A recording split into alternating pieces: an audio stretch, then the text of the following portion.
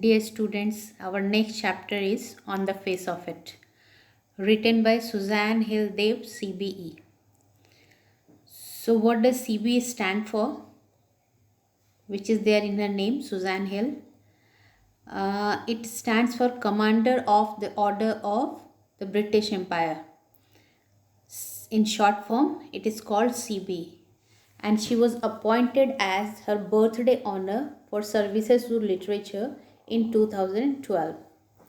ये गवर्नमेंट की तरफ से एक ऑनररी डिजिग्नेशन होता है जो कि दिया जाता है किसी भी पर्टिकुलर फील्ड में स्पेशल सिग्निफिकेंट सर्विसेज के लिए। तो ये सुजैन हिल को मिला था ब्रिटिश गवर्नमेंट की तरफ से commander of the order of the British empire 2012 में उनके स्पेशल जो सर्विसेज थी लिटरेचर में उसके लिए। So that's why that has been added with her name Suzanne Hill देव CBE. She is born on 5th February 1942.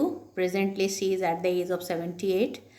And she was born in North Yorkshire, England. Her occupation is author and nationality is British. Alma mater is King's College London. Means this is the place from where she had studied.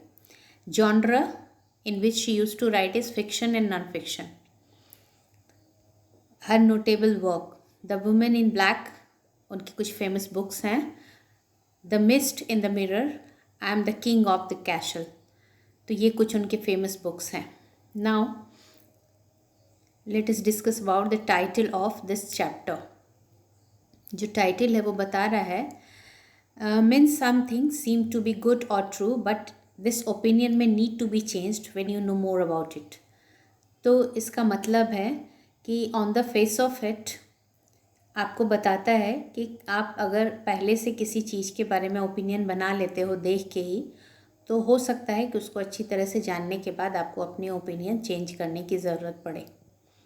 That means appearances are deceptive as an individual may be quite different from what we think of him और what he और she may appear apparently to be at first glance. पहली नज़र में या पहले मिलने के बाद हमें किसी के बारे में हम जो अपनी राय बना लेते हैं तो वो हो सकता है कि गलत हो जब हम उनको अच्छे से जाने तो। इसलिए कहा गया है कि अपीयरेंसेस आर डिसेप्टिव। अपीयरेंस होता है वो धोखा दे सकता है। There is the imperative need for us to view others by removing our glasses of prejudice, hatred, hearsay and dislike. Imperative need means urgent need, necessary, it's necessary for us to view others, दूसरों को देखना, by removing our glasses of prejudice. हमारी glasses जो हमने pre decided opinion बना लिया है तो हम उसी के हिसाब से दूसरों को आंकते हैं, उनको इवेलुएट करते हैं। तो this is very necessary that we should not be prejudiced.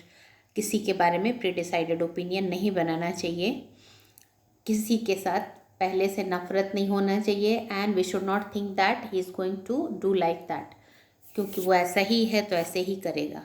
इस तरह से किसी से नफ़रत नहीं करना चाहिए। हेयर से मीन्स कहीं सुनी बातों पे विश्वास न करें और न ही किसी को नापसंद करके उसके काम को डिसलाइक करें, ये सोचे कि वो बुरा ही करेगा क्योंकि वो बुरा है, तो ऐसा हमेशा नहीं होता।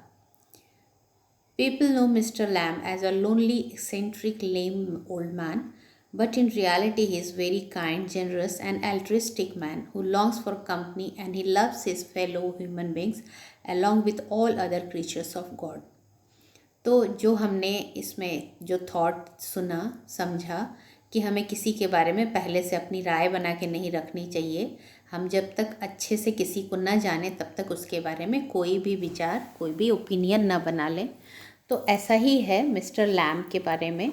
जो हमारे इसमें कैरेक्टर्स हैं, एक कैरेक्टर है जो मिस्टर लैम्ब, वो हैं old man. Eccentric means strange, unusual.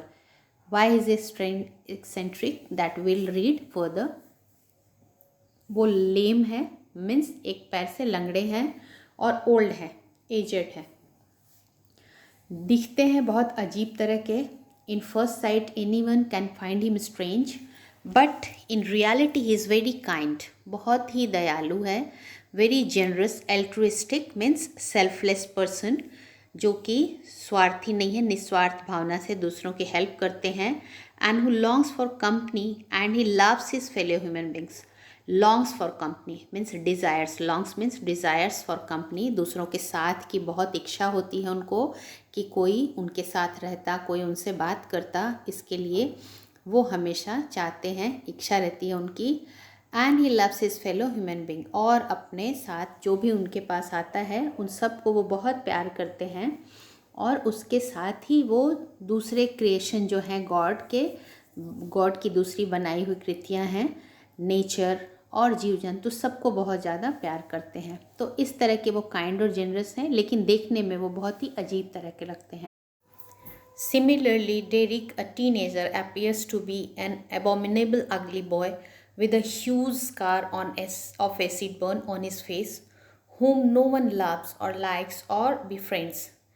इसी तरह से डेरिक जो है दूसरा कैरेक्टर, सेकंड कैरेक्टर है, ही इज़ अ टीनेजर, एक किशोर है, जो कि एज होता है 11-12 ईयर्स से लेके 18 के पहले बीच में जो एज है किशोरावस्था का, तो वो उस तरह का यंग बॉय है, वो 14 ईयर्स ओल्ड है, और वो दिखता है बहुत ही भयानक, अगली, बदसूरत, abominable, hateful, extremely hateful and अगली, बदसूरत है बहुत ज़्यादा। विथ अ ह्यूज स्कार, उसके चेहरे पे बहुत ही बड़ा घाव का निशान है, ऑफ एसिड बर्न, एसिड से उसका चेहरा जला हुआ है, जिसको कि कोई भी प्यार नहीं करता, या कोई भी उसको पसंद नहीं करता, या कोई उसका दोस्त बनना नहीं चाहता।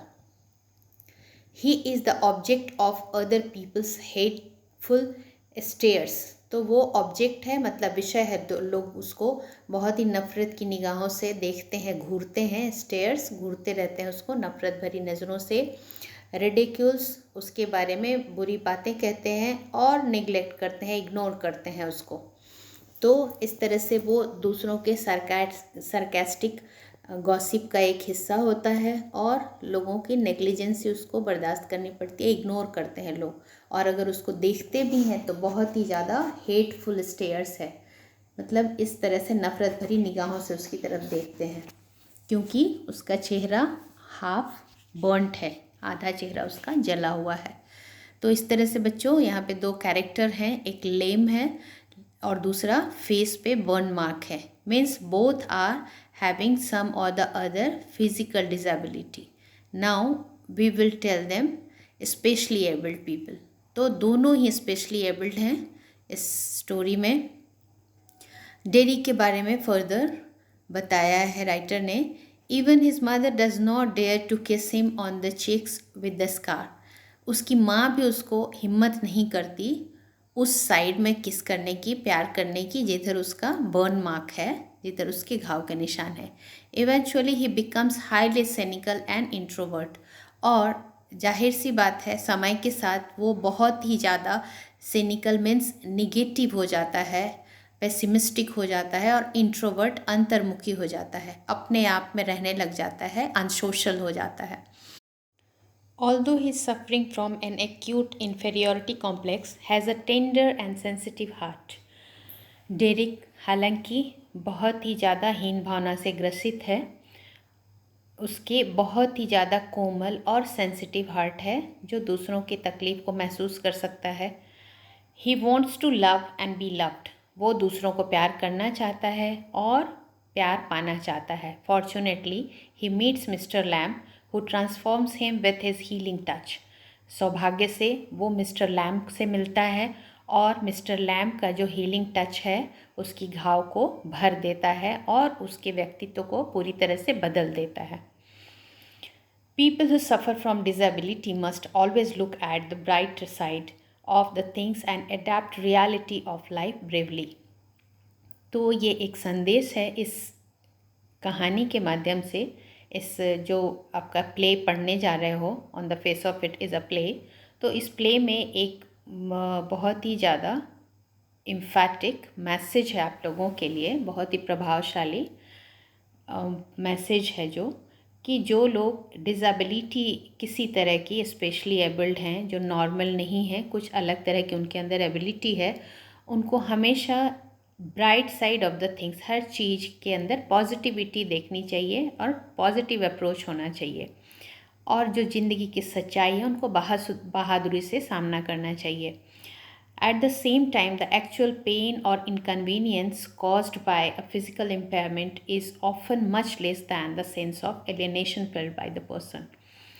अक्सर इसके बावजूद, इन सब के बावजूद, एक तो संदेश ये दिया जाता है कि उनको बहादुरी से अपनी स्थिति को स्वीकार करके और अपनी डिसेबिलिटी के साथ रहने की आदत डालनी चाहिए, और हर चीज़ के अंदर पॉजिटिविटी देखनी चाहिए, निगेटिव अप्रोच नहीं होना चाहिए लाइफ की तरफ.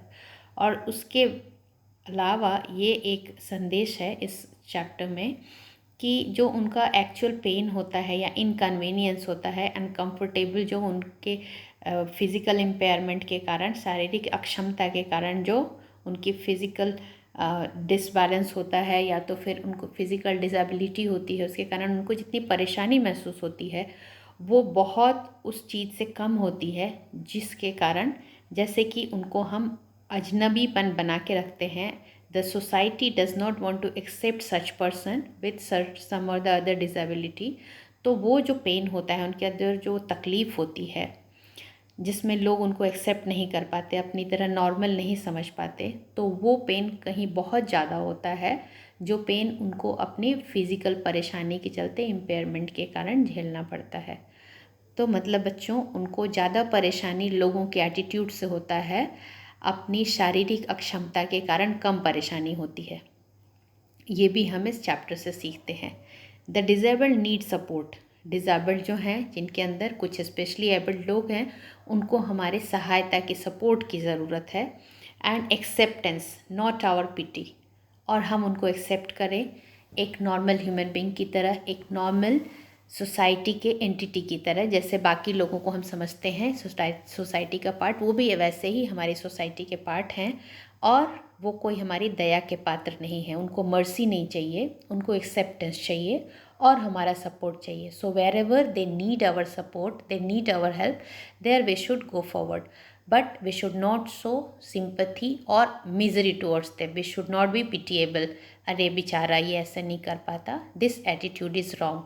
We should come forward to support them wherever they need, and we should accept them like a normal human being. They don't want any extra attention. किसी एक्स्ट्रा अटेंशन की उनको ज़रूरत नहीं होती है. जहाँ पे भी हमें लगे तो वहाँ हम आगे बढ़ के उनकी सहायता करें. This is all. Now we will read the chapter and see what does Suzanne Hill wants to say in this play.